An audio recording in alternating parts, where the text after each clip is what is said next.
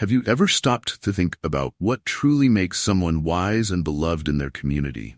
In today's compelling story, we explore the teachings of a 72-year-old woman from a quiet village in Ozmir. She shares powerful insights into the essence of intimacy, lessons that go far beyond the physical realm. These secrets, when understood, have the potential to create bonds that last a lifetime. But that's just the start. We'll also look at how small acts of devotion can ripple outward, transforming not only relationships but entire communities. These aren't mere tales. They are timeless truths, capable of reshaping the way you perceive love and connection. Stay with us until the very end to uncover how applying this wisdom could enrich your life. You'll discover how to cultivate deeper connections, foster mutual respect, and nurture harmony in your relationships. Trust me, this is wisdom you don't want to miss. And if you haven't already, consider subscribing and hitting the notification bell so you never miss a chance to learn something life-changing. Your support means the world to me. If you find value in what we share today, please like this video and share it with others so these lessons can reach even more hearts. In the peaceful village of Ozmir, a place surrounded by rolling hills and endless horizons, there lived a remarkable woman. Her name was Madame Laura, a name spoken with reverence by all who knew her. She was a woman of quiet strength and boundless grace, embodying the wisdom that comes only from a life fully lived. With her snowy white hair cascading gently around her face, she seemed to be a living symbol of time itself, steady, wise, and serene. Her eyes, though weathered by age, sparkled like the night sky, each twinkle holding a story, a lesson, a piece of wisdom gathered over decades. To the people of Ozmir, she wasn't just an elder. She was the heart of the village, a keeper of its spirit. Her home, a humble stone and timber cottage on the edge of the village, exuded an air of peace. Ancient trees stood guard around it, their leaves whispering secrets to the wind. Every visitor who crossed her threshold felt the world slow down, as if her presence itself commanded a kind of sacred stillness. The faint scent of burning cedar lingered in the air, soothing the mind and soul of anyone who sought her counsel. One crisp autumn afternoon, a group of young people gathered outside Madame Laura's home. Their hearts brimmed with curiosity and a hunger for the kind of wisdom that only she could provide. They had heard stories about her ability to touch souls with her words, and today they hoped to experience that for themselves. As the sun dipped low, painting the village in hues of gold, they stepped nervously through her gate and knocked on her door. She greeted them warmly, her smile radiating kindness, and welcomed them inside. Her home mirrored the woman herself, simple, calm, and unpretentious. The furnishings were modest, but everything seemed steeped in memory and meaning. At the center of the room stood a weathered wooden table, its surface etched with the marks of countless conversations and shared moments. It was a witness to the joys and sorrows of generations, and tonight it would bear witness to yet another moment of connection and learning. The young visitors seated themselves around the table, their anticipation palpable. They felt as though they stood at the edge of some great revelation, a truth that could change them forever. Madame Laura took her place at the head of the table, her presence both gentle and commanding. With a soft, soothing voice, she began to speak. Her words carried the weight of experience, like a breeze that sweeps through the soul, leaving behind clarity and calm. She told stories of love, struggle, triumph, and loss. Each tale was a window into the human experience, rich with emotion and meaning. The young people listened intently, hanging on to every word as if time itself had stopped to allow her wisdom to sink in. Among the group was a young man whose curiosity shone brighter than the rest. Known for his boldness, he had a question that had been tugging at his heart for some time. Summoning his courage, he asked, "Madame Laura, may I ask something very personal?"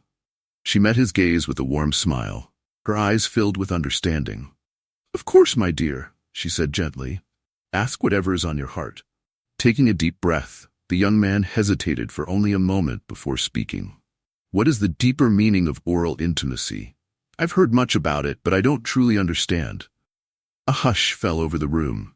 The other young people shifted uncomfortably, unsure of how such a sensitive question would be received. But Madame Laura's expression remained calm, her smile unwavering. She saw the courage it took to ask such a vulnerable question, and she met it with compassion. Leaning forward, she folded her hands on the table. "I'm so glad you asked," she said sincerely. "This is a subject that requires great sensitivity, but it is deeply important." She paused, allowing her words to settle before continuing. Oral intimacy is often misunderstood in today's world. Many see it as just a physical act, driven by desire or passion, but it's far more profound than that. When shared with love and respect, it becomes an exchange that transcends the physical. It's a gesture of trust, devotion, and vulnerability. She then shared a story passed down through her family for generations, a story rooted in the traditions of their ancestors. In those times, Madame Laura explained, intimacy was regarded as sacred, a reflection of the soul's bond with another. Oral intimacy, in particular, was seen as an act of honoring the divine feminine energy in a partner. It was an expression of reverence and humility, a way for a man to show that he valued not just his partner's body but her entire being, her spirit, her essence. The men who understood the sacredness of this act, she continued, were admired in their communities. They weren't just seen as lovers, they were seen as protectors of the feminine spirit, guardians of the life force that women carry within them. It required courage and wisdom to approach intimacy with such respect and understanding. It was never about control or domination. It was about creating a space where love could flourish. Her words hung in the air, resonating deeply with her audience. The young man who had asked the question felt something shift within him. He began to understand that intimacy wasn't merely physical. It was emotional, even spiritual. It was about offering one's full presence and honoring another person with the deepest respect and care. True intimacy, Madame Laura concluded, is a dance. It's not about taking, but about giving. It's about creating a space of mutual trust where both partners feel valued and cherished. When a man truly understands this, he becomes more than a lover. He becomes a protector of the heart, a guardian of the soul. As the evening wore on, the group left Madame Laura's home changed. Her wisdom had touched something deep within them, leaving them with a newfound understanding of intimacy, love, and respect. It wasn't about grand gestures or fleeting passion, but about the small, quiet acts of devotion that built trust and connection over time. That night, under the gentle glow of the moon, the young people walked back to the village, their hearts full. They knew they had experienced something extraordinary, a lesson that would stay with them for the rest of their lives. Through Madame Laura's words, they had come to see that love, at its core, is not about what we take, but what we give freely, with an open and devoted heart. The group, now profoundly aware of the depth and responsibility that intimacy required, felt a quiet determination growing within them. They realized that what they had learned wasn't just meant to be kept within their hearts. It was something to be shared, lived, and passed on. It was a way of being, a philosophy that could transform not only their personal connections, but the way their entire community approached love and respect. Over the next few days, the young man who had asked the question found himself looking at the world differently. His relationships, both romantic and platonic, took on a new depth. He noticed the little things more, the unspoken gestures, the moments of vulnerability that had once gone unnoticed. He saw how respect and kindness could weave themselves into every interaction, turning even the simplest exchange into something meaningful.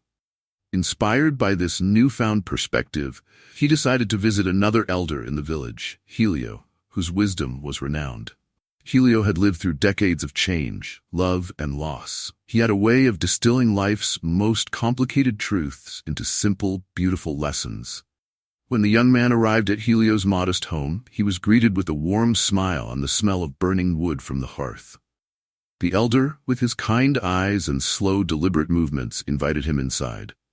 Helio's home was much like Madame Laura's, a space that felt timeless, filled with the quiet hum of stories waiting to be told.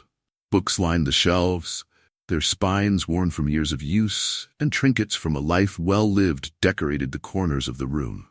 The young man, now comfortable with vulnerability, shared the question he had asked Madame Laura and the profound answer she had given. He wanted to know Helio's perspective, to see if the wisdom he had received was a universal truth. Helio listened patiently, nodding as the young man spoke. When he finally began to respond, his voice was soft but carried the richness of years of understanding. "What Madame Laura told you is wise indeed," Helio said. "True intimacy is not about physicality alone. It's about connection, an emotional and spiritual bond that is unshakable. It's about being fully present for someone, not just in their moments of joy, but also in their moments of vulnerability." Helio leaned forward, his gaze steady and warm. The men of this village long ago understood this deeply. They knew that love wasn't something to be performed or flaunted. It was something to be lived in the smallest details, through acts of kindness, moments of patience, and gestures of care. A true partner doesn't just love with their body. They love with their soul. They honor their partner's spirit as much as their physical being. The young man found himself captivated by Helio's words. He thought of the elders in his own family, of the small, quiet ways his father had shown love to his mother, things he hadn't noticed or appreciated before. He realized that these subtle acts were what had held his family together through the hardest times. It wasn't the big declarations or grand gestures. It was the steady presence, the unwavering commitment, the selfless acts of devotion. Helio continued, his voice tinged with emotion. "There's a lesson many people miss when it comes to intimacy," he said. "It's not about what you can get from the other person. It's about what you can give. It's about putting their needs, their comfort, their happiness above your own. And in doing so, you build something far greater than yourself. You build a bond that can withstand anything." The young man sat back, letting the elder's words wash over him. He felt as though he were being given a roadmap for life, a way to navigate not just romantic relationships, but all connections, with friends, family, and even strangers. He realized that respect and love weren't isolated acts. They were ways Helio's stories turned to examples from the village's past. He spoke of men who, after long days of labor, would come home and take a moment to listen to their wives' thoughts, their worries, their dreams. It wasn't about fixing anything, Helio explained. It was about being there, about showing that they cared enough to truly hear them. He spoke of women who, in turn, would offer their unwavering support, creating a partnership built on mutual respect and understanding. As Helio's fire crackled low in the hearth, the young man felt a quiet resolve settle within him. He wanted to live differently, to embody the teachings he had received. He wanted to be the kind of man who didn't just love with words, but with actions, small, consistent, meaningful acts of care that spoke louder than anything he could ever say. That night, as the young man walked home through the cool, quiet streets of the village, he felt lighter. The stars above seemed brighter, the air crisper, as if the world itself had shifted to reflect his newfound clarity.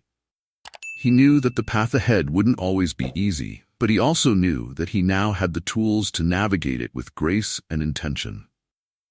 In the weeks that followed, the lessons shared by Madame Laura and Helio began to ripple through the village. The young people who had gathered around their tables shared what they had learned with their friends, their families, and their partners. Slowly but surely, the wisdom of the elders began to take root in the hearts of the entire community. Couples found themselves rediscovering each other, their relationships infused with a renewed sense of respect and love. Small gestures, holding hands, offering a kind word, or simply being present began to carry more weight than ever before. The village became a place where love was not just expressed, but lived, in the quiet moments that too often go unnoticed. For Helio and Madame Laura, there was no greater joy than seeing their teachings take hold. They watched as their village transformed into a community of care, where love was cherished, not as a fleeting feeling, but as a way of life. Their legacy, passed down through stories and acts of kindness, became the foundation of a culture where love was sacred, respect was paramount, and every connection was treated as a gift. And so, as the seasons changed and years passed, the village of Asmir became a testament to the power of timeless wisdom. It stood as a shining example of what could happen when people chose to love deeply, respect fully, and live with intention. The teachings of the elders lived on in the hearts of every person who had been touched by their words, a reminder that the most profound truths are often the simplest. Love with all your heart. Give selflessly and cherish the people who share your life. In the quiet aftermath of the transformative conversations, the village of Asmir seemed to breathe with a new kind of life. Relationships grew stronger, connections deepened, and even the simplest interactions between neighbors carried a warmth that had not been so palpable before. Madame Laura and Helio became beloved anchors of this cultural shift, not because they demanded admiration, but because their humility and wisdom were like light in a dark room, guiding, gentle, and impossible to ignore.